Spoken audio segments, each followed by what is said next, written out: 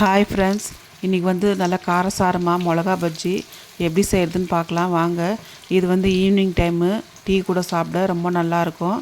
வாங்க இது எப்படி செய்கிறதுன்னு பார்க்கலாம். இப்போ பாருங்கள், நான் வந்து ஒரு 10 மிளகா கிட்ட எடுத்துருக்கிறேன். இது நல்லா கழுவி நல்லா ரெண்டாக கட் பண்ணி அது உள்ளே இருக்கிற விதையெல்லாம் நம்ம எடுத்துடணும்.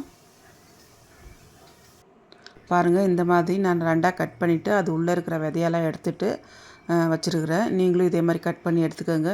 இது வந்து நீங்கள் முழுசாக போடுறது இருந்தாலே போட்டுக்கலாம், ஆனால் உள்ளே விதை இருக்கும், ரொம்ப காரமாக இருக்கும். இப்போ வந்து ஒரு பவுல் ஃபுல்லாக கடலை மாவு எடுத்துருக்குறேன். அரிசி மாவு 2 ஸ்பூன் எடுத்துக்கலாம். 1 ஸ்பூன் மிளகாத்தூள் எடுத்துக்கலாம். உப்பு வந்து தேவையான அளவு போட்டுக்கலாம். ஒரு 1/2 ஸ்பூன் போடுறேன் நான். இது வந்து சும்மா ஒரு பிஞ்ச் அளவுக்கு சோடா போட்டுக்கலாம். இப்போ வந்து எல்லாம் சேர்த்து நல்லா ஒரு வாட்டி நல்லா மிக்ஸ் பண்ணிக்கலாம். அந்த கட்டியெல்லாம் இல்லாமல் மிக்ஸ் பண்ணிட்டு கொஞ்சம் கொஞ்சமாக தண்ணி ஊற்றி நல்லா மிக்ஸ் பண்ணிக்கலாம் மாவை.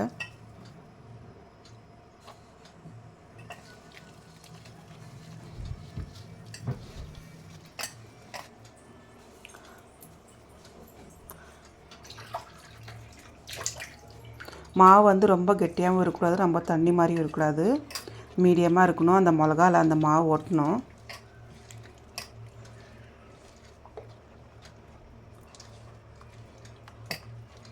நல்லா மிக்ஸ் பண்ணி விட்டுக்கலாம், நல்லா அந்த கட்டியெல்லாம் இல்லாமல்.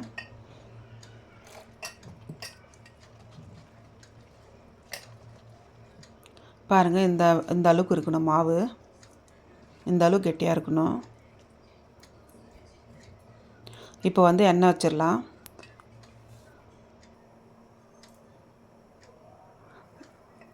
இப்போ எண்ணெயெல்லாம் சூடானதுமே மிளகாய் எடுத்து ஒன்று ஒன்றா நல்லா அதில் டிப் பண்ணிவிட்டு எண்ணெயில் போட்டுக்கலாம்.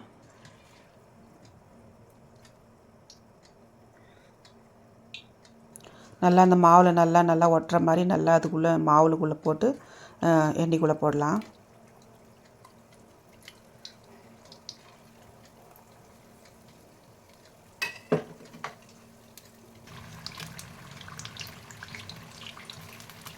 திருப்பி போட்டுக்கலாம்.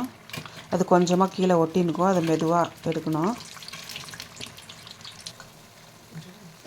இப்போ திருப்பி போட்டாச்சு.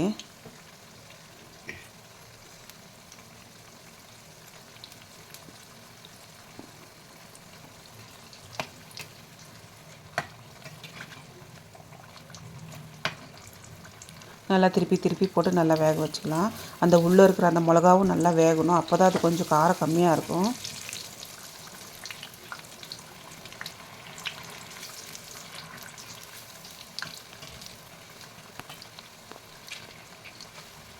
நல்லா அந்த கலர் வரட்டும்.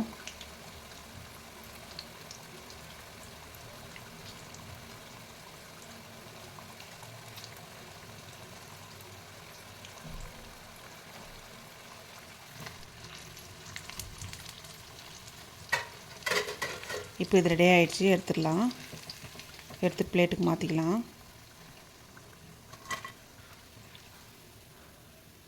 இப்போ மீதி இருக்கிற மிளகாவும் போட்டுக்கலாம். நல்லா அந்த மாவில் நல்லா டிப் பண்ணிட்டு நல்லா போட்டுக்கலாம்.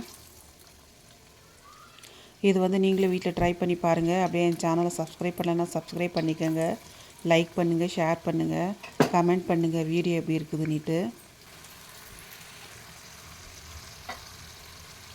பாய் ஃப்ரெண்ட்ஸ், அடுத்த வீடியோவில் பார்க்கலாம். இப்போ இதையும் எடுத்துடலாம் நம்ம.